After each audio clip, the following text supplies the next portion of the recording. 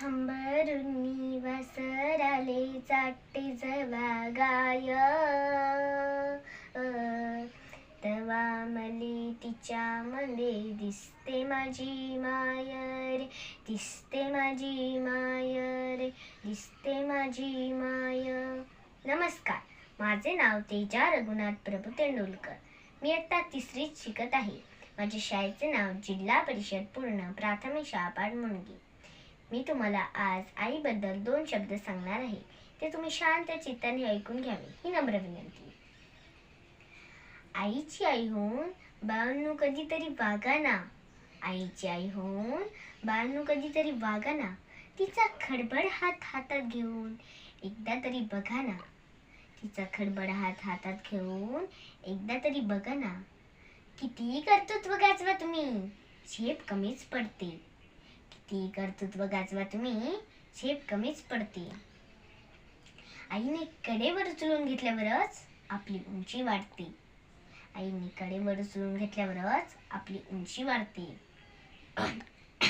उगाच कशाला त्या अध्यात्म आणि श्रद्धेच्या गोष्टी सांगता, उगाच कशाला त्या अध्यात्म आणि श्रद्धेच्या गोष्टी सांगता। आईच्या पोटी जन्माला येताना देव कुठे म्हणता, आईच्या पोटी जन्माला येताना देव कुठे म्हणता। नको कुणाशी स्पर्धा देवा, नको कुणाचा हेवा, नको कुणाशी स्पर्धा देवा, नको कुणाचा हेवा। जग जिंकायचं असेल तर आईच्या पायावर डोकं ठेवा, जग जिंकायचं असेल तर आईच्या पायावर डोकं ठेवा। मातृदेवो भव हे आपल्या भारतीय संस्कृतीतून गायलेले वर्णन माझ्या आईमध्ये मला पुरेपूर बघायला मिळते। या जगात आईची जागा दुसरं कोणीही घेऊ शकत नाही।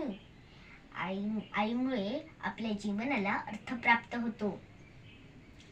ती आपल्याला जन्म तर देतेच, पण आयुष्यभर पुरेल अशी संस्कारांची शिदोरीही देत असते। माझी आई माझी पहिली गुरु आहे, तिनेच मला पहिल्यांदा चालायला बोलायला शिकवलं। आ म्हणजे आत्मा आणि ई म्हणजे ईश्वर, याचे मूर्तिमंत रूप म्हणजे आई। आई हे न उलगडणारं कोडं आहे। आई या शब्दात संपूर्ण जग सामावलेलं असतं।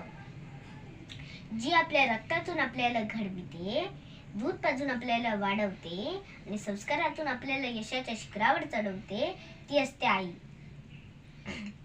बाजारातून सामानाची पिशवी आणायला आपल्या सर्वांची ना असते, पण 9 महिने आपल्या बाळाला पोटात घेऊन वावरणारी आपली आईच असते।